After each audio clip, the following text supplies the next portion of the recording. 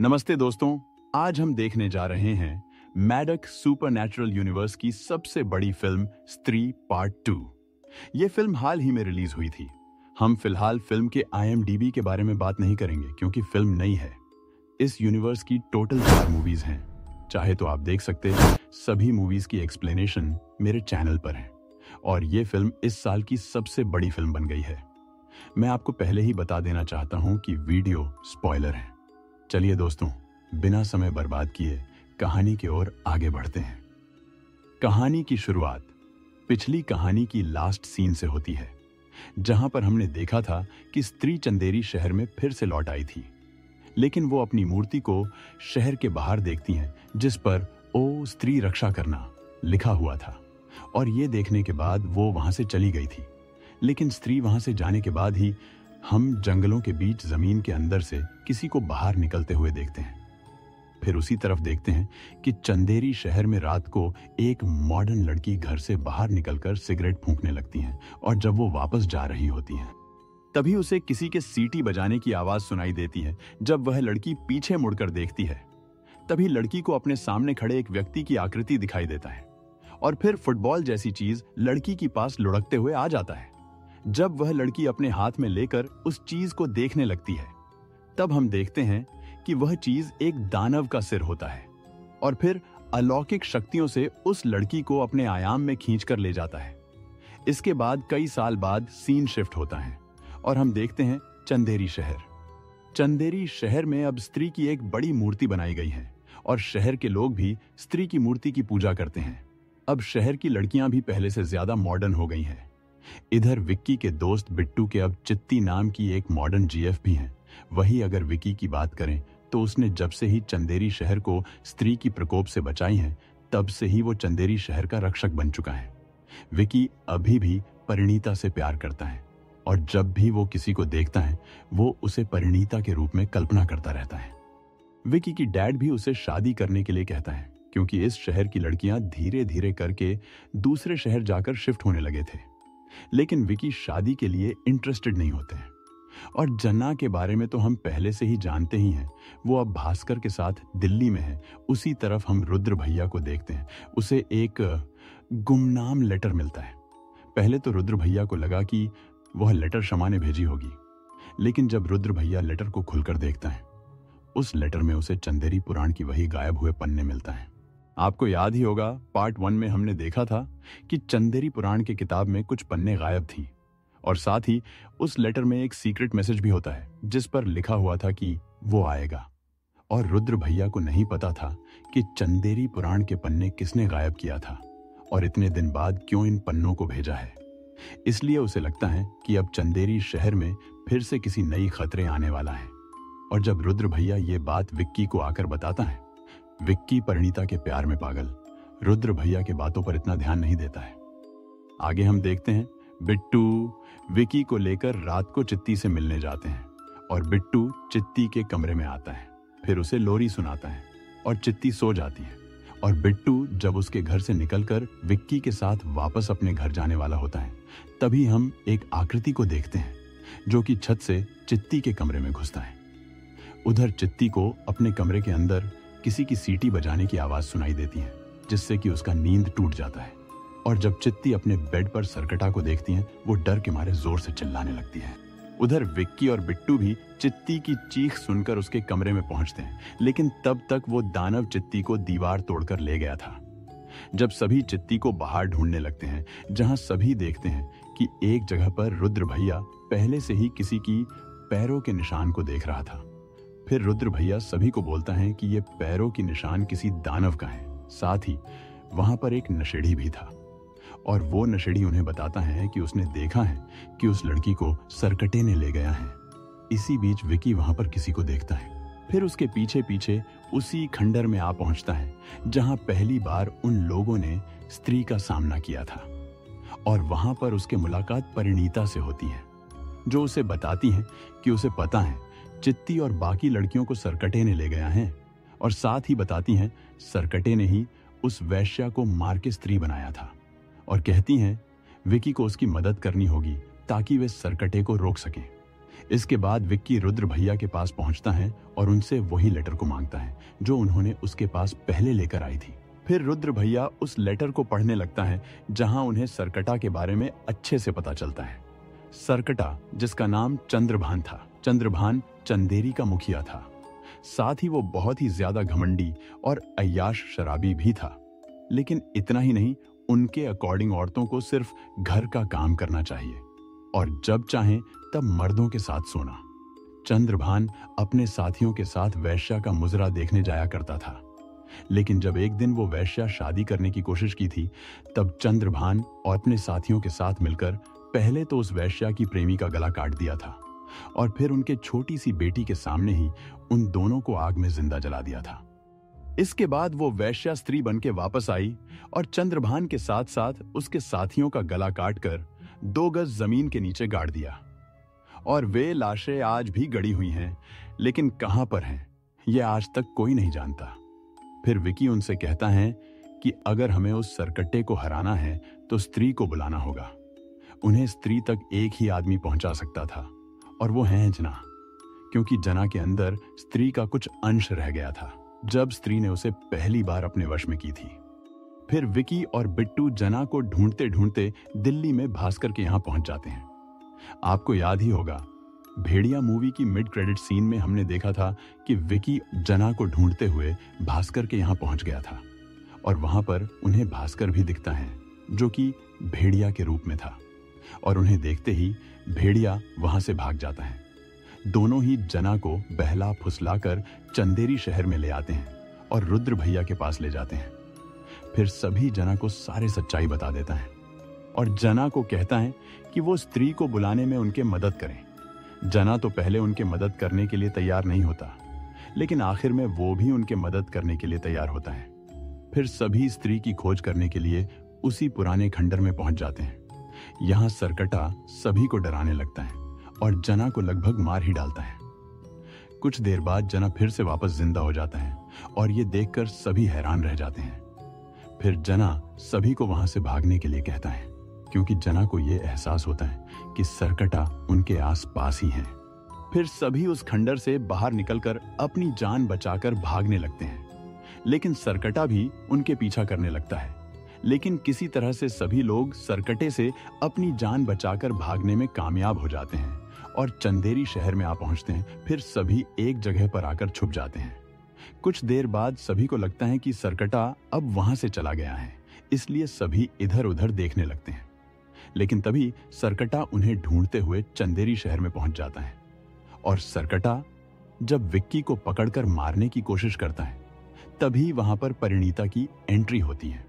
Part 2 में भी इस लड़की का नाम नहीं बताया गया है, तो हम इस लड़की को पहली कहानी की तरह ही परिणीता नाम देते हैं और वो अपनी बालों से जुड़ी स्त्री की चोटी की शक्तियों से सरकटा से लड़ने लगती हैं और उन्हें बचा लेती हैं। फिर सरकटा वहां से चला जाता है। दूसरे दिन सभी जना के घर पहुंचते हैं, जहां उन्हें पता चलता है कि जना उस इंसिडेंट के बाद काफी ज्यादा डर गया था और साथ ही वो उन्हें बताता है कि वो सो नहीं पा रहा है, क्योंकि आंख बंद करते ही उसे वह जगह दिखाई देने लगा है जहां से वो सरकटा आता है। साथ ही उन्हें उस दिन के बारे में बताता है कि दरअसल उस दिन वो मरा नहीं था, बल्कि उस दिन वो सरकटे के जगह पर था और उसने वहां पर बहुत सारे लड़कियों को सफेद कपड़ों में देखा था और वो जगह किसी नर्क से कम नहीं था। इसके बाद परिणीता जना के सर पर हाथ रखकर कुछ मंत्र बोलकर जना को ठीक करती हैं। फिर परिणीता उन्हें बताने लगती है कि सरकटा हर उसी लड़की को ले जाता है जो नई विचारों वाली है और शहर से ज्यादातर नई विचारों वाली लड़कियां ही गायब हो रही हैं। फिर सभी समझ जाते हैं कि बीते कुछ सालों से उन लोगों को जैसे लगता था कि उनके शहर की लड़कियां शहर से बाहर जाकर सेटल हो रहे हैं। दरअसल सभी लड़कियां शहर से बाहर कभी गए ही नहीं थे, बल्कि सरकटा ने ही उन लड़कियों को धीरे धीरे करके गायब करने लगा था। साथ ही बताती हैं कि मेरे शक्तियां उसके सामने कुछ भी नहीं है और अगर हम सरकटा को महापूजा के आखिरी दिन तक नहीं रोका तो इस शहर में महाविनाश होना तय है। उधर अब चंदेरी शहर की सारे औरतें भी सरकटे की आतंक से बहुत ज्यादा भयभीत हो गए थे और सभी औरतें विक्की से मदद मांगते हैं, क्योंकि विक्की ने पहली बार इस शहर को स्त्री के प्रकोप से बचाया था। तो इस बार भी सभी औरतें उसे शहर को बचाने का जिम्मेदारी देते हैं। आगे हम देखते हैं परिणीता विक्की से कहती हैं कि केवल वो ही है जो इस सरकटा को हरा सकता है, क्योंकि उसकी आंखों में प्यार की ताकत है, उसकी आत्मा पवित्र है। साथ ही परिणीता उसे एक जादुई खंजर देती हैं ताकि वो सरकटा का सर काटकर आधा कर सके। फिर यहाँ पर सभी ये सोचने लगते हैं कि सरकटा को फिर से इस शहर में कैसे लाया जा सकता है। तभी रुद्र भैया बोलता है कि चंद्रभान यानी कि सरकटा एक अय्याश आदमी था, इसलिए सभी इस शहर में एक डांस की प्रोग्राम रखने की प्लानिंग करता है ताकि सरकटा को यहाँ पर लाया जा सके। लेकिन दिक्कत ये थी कि शहर के सारे लड़कियां सरकटे की आतंक के कारण डरी हुई थी। फिर रुद्र भैया कहता है कि वो किसी को जानती हैं। इसके बाद रुद्र भैया विक्की, जना और बिट्टू को लेकर शमा के पास पहुंचते हैं।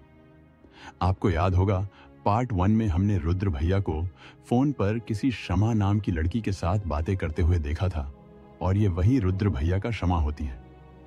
और शमा दिखने में इतना खूबसूरत होती हैं कि विक्की उसे देखकर अपने दोस्तों को कहता है कि हमें तो तालाब में जाकर डूब मरना चाहिए। फिर रुद्र भैया शमा को सारे बातें बता देता है और रुद्र भैया इसके लिए शमा से मदद मांगता है, और शमा भी रुद्र भैया को इनकार नहीं कर सकती थी, इसलिए वो भी उनके मदद करने के लिए तैयार होती हैं। और वो भी डांस प्रोग्राम करने के लिए चंदेरी शहर में आती हैं और शहर में डांस प्रोग्राम करने लगती हैं। उसी तरफ देखते हैं कि परिणीता अपनी चोटी की मदद से एक दीवार के अंदर घुसने की बहुत कोशिश करने लगती हैं, जहां पर सरकटा का आयाम था, ताकि वो उस आयाम में फंसे हुए लड़कियों को आजाद कर सकें, लेकिन वो अंदर घुस नहीं पाती। इधर जना को भी उसी आयाम की दृश्य दिखाई देता है, मतलब कि सरकटा यहाँ पर आ रहा है। इतने में वहां के लाइट्स भी चला जाता है और चारों तरफ अंधेरा हो जाता है। इसी बीच सरकटा भी वहां पर पहुंच गया था। विक्की जब उसी जादुई खंजर को लेकर हमला करने के लिए आगे बढ़ता है, तभी सरकटा की आंखों से तेज रोशनी निकलती है, जिससे कि विक्की, जना और रुद्र भैया के अलावा बिट्टू के साथ साथ सभी लोगों की आंखें सफेद हो जाता है। यानी कि सरकटा ने सभी मर्दों को अपने वश में कर लिया था। और तब सरकटा सभी लोगों के सामने से ही शमा को अपने आयाम में ले जाता है। विक्की उस वक्त तेज रोशनी के कारण कुछ भी नहीं देख पाता। उधर जना और रुद्र भैया भी डर के मारे एक जगह पर छुपे हुए थे, इसलिए दोनों ही सरकटा के वश में नहीं होते हैं। इसके बाद देखते हैं कि शहर के सभी मर्द हर एक औरत को अपने काबू में करने लगे थे और उन सबकी सोच चंद्रभान जैसी हो गई थी। आगे हम देखते हैं रुद्र भैया को अब पता चल चुका था कि वह लेटर कहां से आई थी। फिर सभी वहां पर पहुंच जाते हैं जहां से वह लेटर आया था, ये उम्मीद लेकर कि लेटर भेजने वाले को जरूर पता होना चाहिए कि सरकटा को कैसे हराना है। और वह जगह एक मेंटल असाइलम था।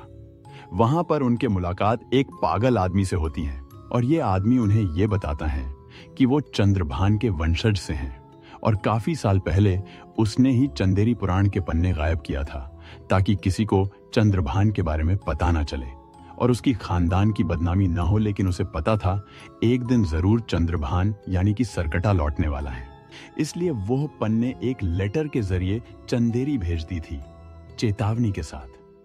और सरकटा तब तक नहीं रुकेगा जब तक कि उसे स्त्री की बलिस नहीं मिलेगी। और साथ ही उन्हें सरकटा को रोकने के बारे में बताता है कि सरकटा को केवल उसकी जगह पर ही जाकर हराया जा सकता है, लेकिन वहां पर एक ऐसे प्राणी ही जा सकते हैं जो दोनों का आधा हिस्सा हो, न तो पूरी तरह से पुरुष और न ही औरत, न ही मानव और न ही जानवर। इसके बाद सभी वहां से वापस चंदेरी लौट जाते हैं और सभी वहां पर जाने के बारे में सोचने लगता है जहां से वो सरकटा आता है। जना यहाँ पर बार बार प्लान बी के बारे में बात करता है, लेकिन कोई भी जना के बातों पर ध्यान नहीं देता, क्योंकि उन लोग ये सोच नहीं पा रहे थे कि वहां पर कैसे जाया जा सकता है। फिर परिणीता विक्की से कहती हैं कि ये सब तुम मुझ पे छोड़ दो, तुम सिर्फ उसके सर को काटने के बारे में सोचो, वह भी एक बार में। इसके बाद सभी उसी जगह पर आ जाते हैं जहां से सरकटा के आयाम में जा सकता है और वहां पहुंचकर परिणीता अपने शक्ति की मदद से विक्की के शरीर में प्रवेश करती हैं, जिसके बाद ये दोनों एक हो जाते हैं। फिर दोनों ही सरकटे के आयाम के अंदर आ जाते हैं। इधर रुद्र भैया और जना ये देखकर काफी ज्यादा हैरान रह गया था। वहां पहुंचकर परिणीता विक्की के शरीर से बाहर आ जाती हैं और फिर दोनों ही वहां फंसे लड़कियों को ढूंढने लगते हैं। थोड़ी दूर आगे बढ़ते ही उन्हें सभी लड़कियां दिख जाते हैं। फिर परिणीता विक्की को वहां जाकर सभी लड़कियों को बचाने के लिए कहती हैं। साथ ही वो उसे ये भी बताती हैं कि सरकटा को उसकी बलि चाहिए, क्योंकि स्त्री की चोटी परिणीता के पास थी और इसलिए सरकटा के नजर में वो ही अब स्त्री हैं। फिर परिणीता भी खुद को सैक्रिफाइस करने के लिए तैयार होती हैं। विक्की पहले तो वहां जाने के लिए तैयार नहीं होता, लेकिन परिणीता उसे बहुत ही प्यार से विक्की प्लीज कहने पर वो वहां जाने के लिए तैयार होता है।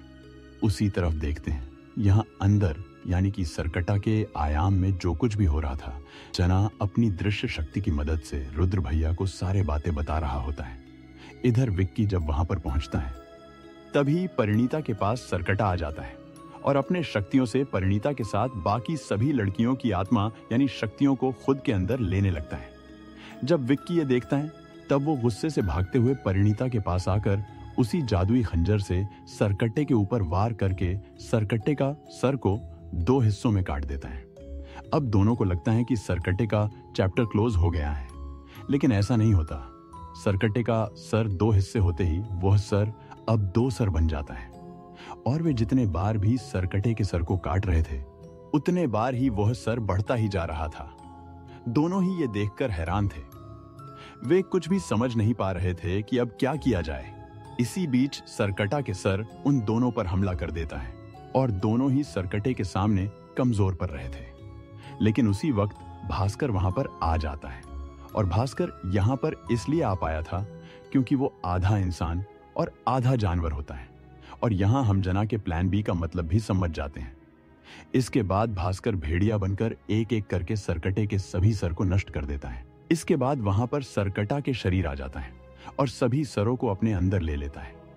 जब भेड़िया उस पर हमला करने के लिए आगे बढ़ता है तब सरकटा अपने शक्तियों से भेड़िया को दूर फेंक देता है, जिससे कि भेड़िया वापस भास्कर के रूप में बदल जाता है और वो वहीं पर बेहोश हो जाता है।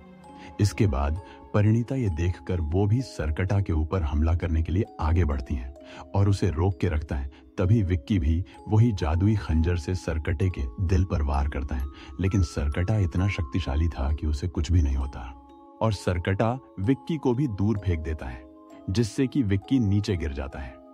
अब विक्की भी बहुत ज्यादा घायल हो गया था।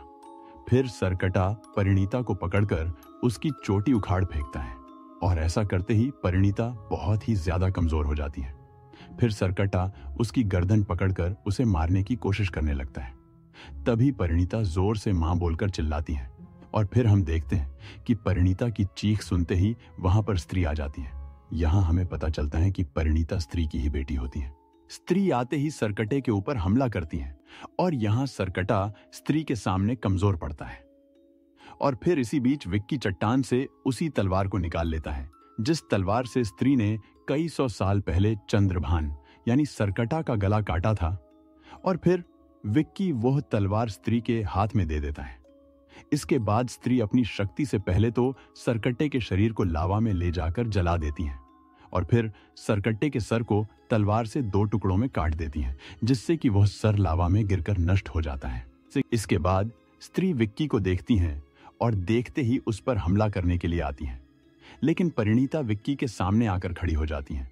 फिर स्त्री परिणीता को देखकर पहचान जाती हैं कि वो उसकी ही बेटी है और परिणीता स्त्री को वहां से जाने के लिए बोलती हैं। फिर स्त्री वहां से चली जाती है।